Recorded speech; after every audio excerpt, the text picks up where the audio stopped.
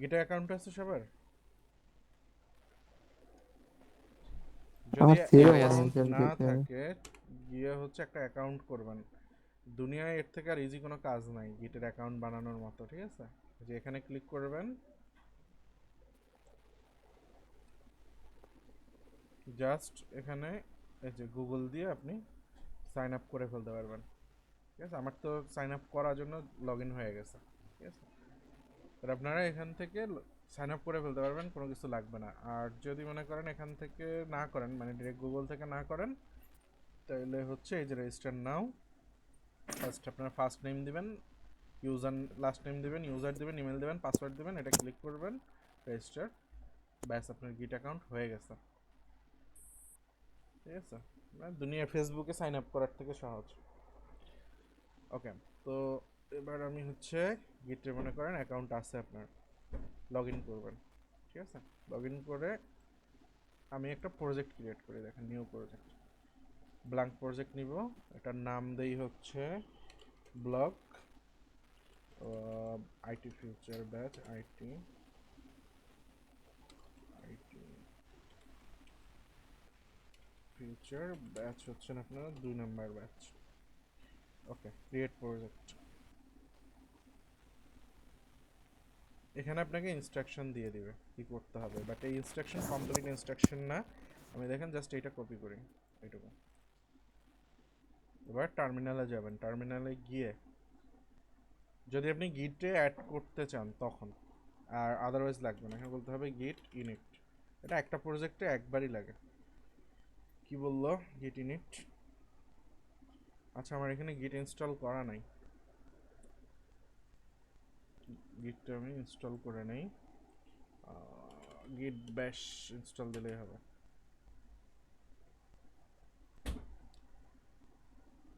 Windows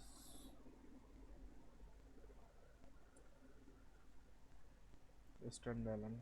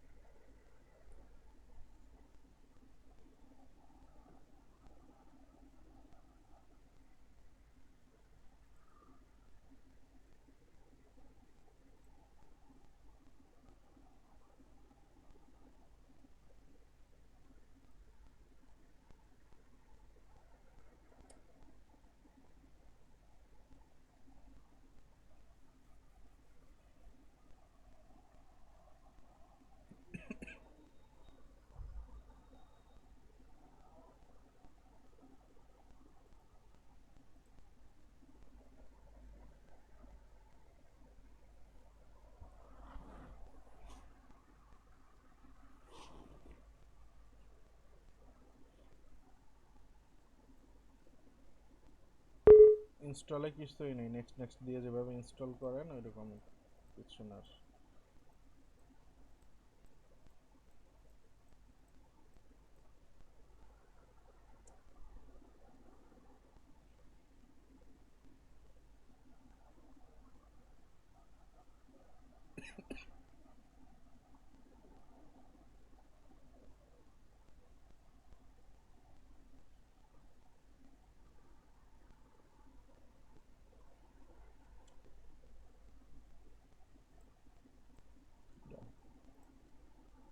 এবার দেখি গিট,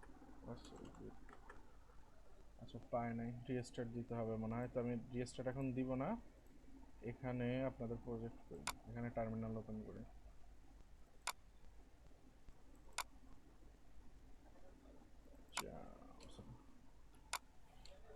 পিএইচপি 23 নম্বর ক্লাস,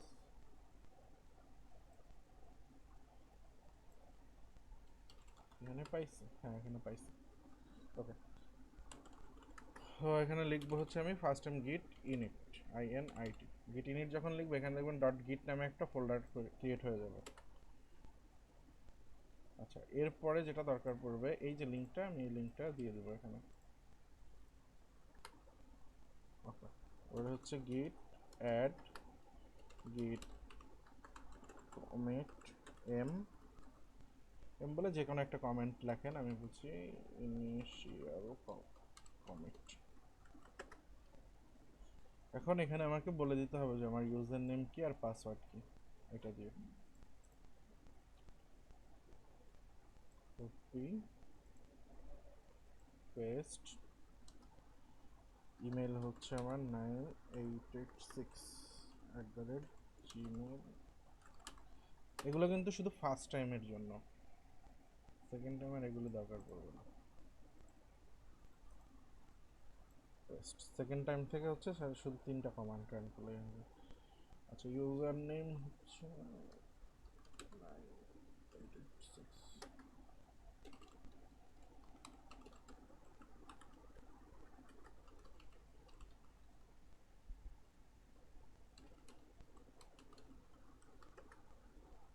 বলবো গিট push origin master.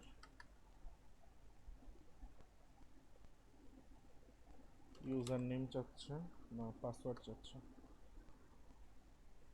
User name 886, হচ্ছে পাসওয়ার্ড।